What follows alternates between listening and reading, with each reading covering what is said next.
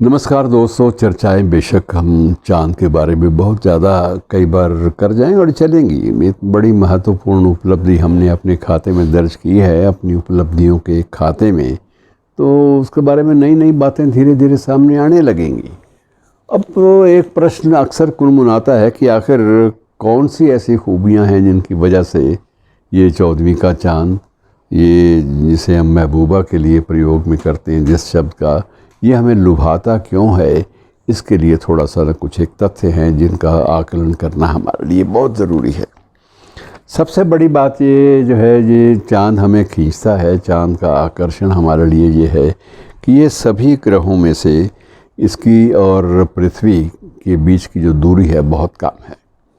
कम का मतलब ये है कि 3,84,000 किलोमीटर की दूरी है और ये कोई ज़्यादा दूरी नहीं मानी जाती अंतरिक्ष के लिहाज से। अब ये कोई दिल्ली मुंबई का सफ़र तो है नहीं, निश्चित रूप से एक लोक से दूसरे लोक तक जाने वाला सफ़र है। तो इसका जो आकलन किया गया है वो 3,84,000 है। और एक भद्र पुरुष ने तो जब उसको बताया गया कि ये तो इतने करोड़ रुपए इस पे खर्च हो गए, तो उसका उत्तर था क्या हुआ, 3,84,000 किलोमीटर आना जाना यदि इतने पैसे में हो जाता है तो इसका मतलब ये तो 10 रुपये प्रति किलोमीटर भी नहीं पड़ा। तो उसने 10 रुपये प्रति किलोमीटर के हिसाब से इसका आकलन किया तो उसे लगा कि यात्रा सस्ती है। तो बहरहाल ये एक दिलचस्प तथ्य है कि सबसे कम दूरी वाला ग्रह हमारी पृथ्वी के नज़दीक वो चांद है। एक आकर्षण हमारे लिए ये भी था।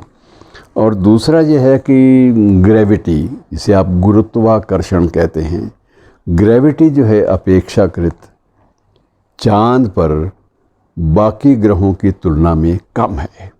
और जहाँ ये होगा वहाँ चलना किसी मानव का इतना ज़्यादा मुश्किल नहीं होगा जितना संकटमय किसी ग्रेविटी वाले अंतरिक्ष ग्रह पर चलना माना जाता है।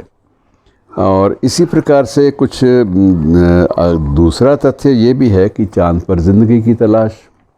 अब ये बात अलग है कि हमारी परिकल्पनाओं वाले लोगों ने, बहुत सारी बातें लंबी चौड़ी करने वालों ने वर्षों पहले चांद पर प्लॉट बेचने भी शुरू कर दिए थे, रजिस्ट्रियाँ करानी शुरू कर दी गई थी। ये भी आपको मालूम है।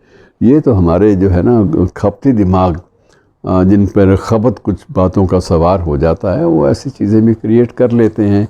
लेकिन ये ज़रूर है कि चांद पर जीवन की तलाश जो है वो हमें नए नए आयाम देगी। और वहाँ पर अगर है तो एक दिलचस्प चीज़ें हमारे सामने आ सकती हैं। और उसके अलावा जो एक खूबी बहुत बड़ी मानी जाती है कि चांद पर बहुत जो हीलियम 3 गैस है, जो बड़ी महत्वपूर्ण मानी जाती है, हीलियम 3 गैस, उस गैस के वहाँ अपरिमित भंडार हैं चांद पर। ये सिद्ध हो चुका है अब तक प्राप्त जानकारी के अनुसार। क्योंकि आपको ये भी मैं बता दूं कि 50 वर्ष पहले जब नील आर्मस्ट्रॉन्ग ने वहाँ कदम रखे थे, तब भी बहुत सारे वहाँ की चांद की मिट्टी के बहुत सारे टुकड़े जो है वो लाए गए थे अध्ययन के लिए। उन अध्ययनों से इस बात की पुष्टि हुई थी कि वहाँ जीवन की संभावनाएं भी हैं और वहाँ हीलियम गैस के अपरिमित भंडार हैं। हीलियम गैस अगर अपरिमित भंडारों के रूप में हमें मिल जाती है तो हमारी ज़िंदगी की बहुत सी समस्याओं का जो है वो हल हो जाता है। और कुछ एक जो गड्ढों के चित्र आए हैं, कुछ एक गड्ढे इतने ज़्यादा व्यापक हैं कि उनके बारे में हमारे वैज्ञानिकों का आकलन है कि कुछ गड्ढे इतने बड़े हैं कि उनमें पूरा का पूरा एवरेस्ट जो है वो समा सकता है। तो ये दिलचस्पियां जो हैं ये बहुत हैं जो हमें चांद की ओर खींचती हैं, लुभाती हैं उसकी बातें।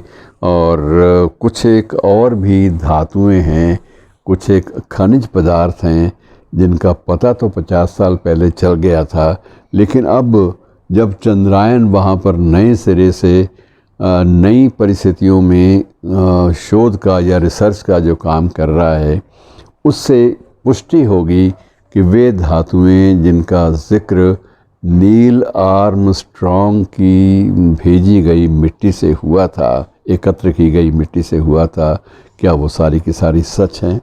तो मित्रों, बहुत सारे ऐसे रहस्य हैं नए नए जो हमारे सामने आने वाले हैं, और ये निश्चित रूप से चांद के बारे में एक नया लुभावना स्वरूप हमारे सामने रखते हैं।